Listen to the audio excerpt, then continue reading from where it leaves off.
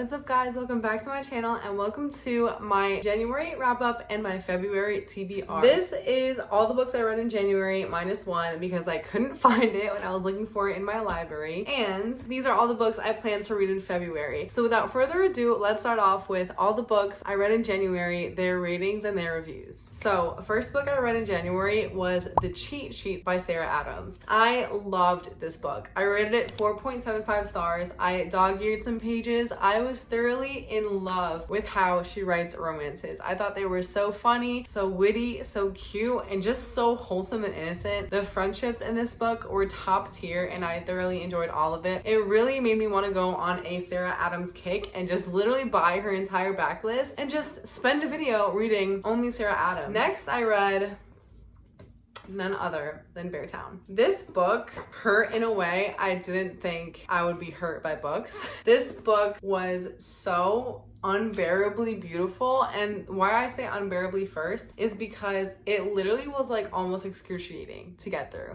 That's a little bit of an exaggeration, but it hurt. Like, it was difficult to get through because the topics that this author goes into in this book is so like painful and heartbreaking, and it's even more painful and heartbreaking because it's a reality for a lot of people. The way that I underlined so many pages of this book, the way that the lyricism of this author literally just spoke and like hit straight in my heart, and I dog-eared a page too because that one really just got me. This book is probably one of the most beautiful books I have ever read. I rated it also 4.75 stars. It is my favorite book of January. Next up, I read Assistant to the Villain and Apprentice to the Villain. So I read the first two installments of the Assistant to the Villain trilogy, and as you guys may or may not know, Accomplice to the Villain is coming out sometime this year, I believe in April. I have these two copies. They are from Red Tower Books and I really like them. I didn't really understand the hype of Assistant to the Villain. I didn't think it was that funny. I didn't think it was that good. I think the last 100 pages really were so strong and that's what made me want to pick up the second book, but I didn't understand why everyone loved this book so much because everyone's like, oh, the frog that holds up signs. It wasn't that funny to me. Like, he barely makes an appearance throughout the whole story. This book has little to no plot. Very much a slice of life. This is what it's like being an assistant to the villain. There's nothing much going on until the last 50 pages. I rated this one 3 stars. Then the second book came on real strong. This one I rated 4.25 stars. It had a plot throughout the entire book. It was not just random occurrences happening left and right that you had to follow. Some of the things that were in this book were kind of hard to imagine. I'm the kind of person that like sees a movie when they read, and for some of these things it was like, okay, I don't really know what she's trying to show us, but I'm just going with it. This was more funny. This was more entertaining. It had more of a plot line, and she really focuses on the interconnected relationships between the characters and their own individual romances. So I enjoyed this one much more. I will say some of it kind of was a little bit boring at some parts. I feel like she was throwing in action scenes for the sake of action scenes and not really for the sake of moving the plot forward, but the plot twists were okay. So I did enjoy this one substantially more than the first, but like I said, 4.25.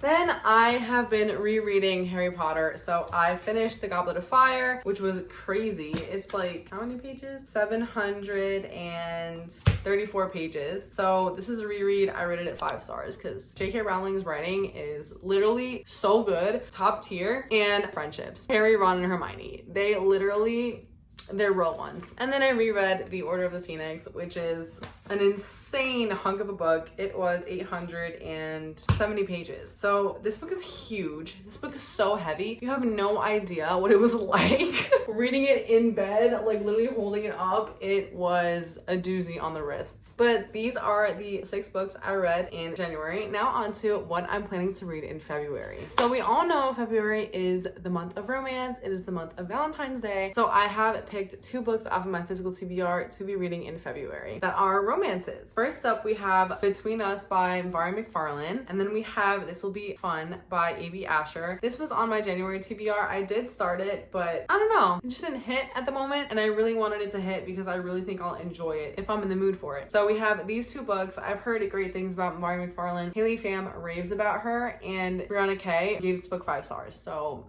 I'm assuming it's gonna be 5 stars. This one I'm assuming is gonna be 4 stars, but we shall see. Either way, I'm very excited for these 2 books. Then we have Pain. We have the second book of Beartown. We have Us Against You. I, number one, think that this cover is so beautiful. Like, literally stunning. This one is quite a few pages as well. 434 pages. So I'm excited to get my pen out and start annotating because I'm sure I'm going to love this book just as much as Beartown. Sarah Caroli and my friend who I've been talking to through my Bookstagram, which if you don't know is always linked below along with my Goodreads, really influenced me to pick up this book and read it. So I hope I love it as much as I love Beartown. Next up, we have none other than The Onyx Storm. First of all, I love how the cover does like that cool shimmery reflection thing. I do have the one with the sprayed edges with all the dragons. I didn't get the Target one because I honestly just liked this one better. I'm currently reading this. I'm only on chapter 7 on page 60. So stay tuned. This will be in a reading vlog coming near you soon. And last but not least, we have 2 more books. I read 6 books in January. I figured I would do a 6-book TBR in February. We have Little Fires Everywhere. This one I heard was her debut novel and it became quickly a best-selling book and a Hulu original TV series. So I'm very excited to see what I think about it. I literally got this from a free little library. I'm under the impression it is a literary fiction and the blurb on top says utterly engrossing, often heartbreaking, deeply empathetic. So we'll see how I feel about this. I do not like emotional books to the point where it's like so painful that it's like I can't even turn the page. Let's hope this isn't like that because with Beartown it was worth it. We'll see. I'll let you know at the end of the month. And last but not least, we have an insanely ambitious choice, Dune. You see by the size of it that it's insane. This book is, well, without the afterword, not an appendix, 794 pages. I think I can do it. I recently watched the first movie with my dad, so I'm gonna watch the second movie soon, and that will hopefully help me understand a little bit more because I tried reading this like 2 years ago, and I was like at page 26, couldn't tell you what's going on. There's like a million names, there's a million things happening. I don't know what point of view I'm in, I don't know what timeline I'm in, I don't know if I'm dreaming or awake. Like, I don't know what's going on. So hopefully, since I watched the first movie, I understand, and this is gonna be my first taste into sci-fi, guys. Not sure if that's the wisest decision, but that is the 6th book on my February TBR. Well, these are the books that I read in January and the books I want to read in February. Comment down below what you're reading this month, and I will see you guys next week for another video. God bless you guys, and peace.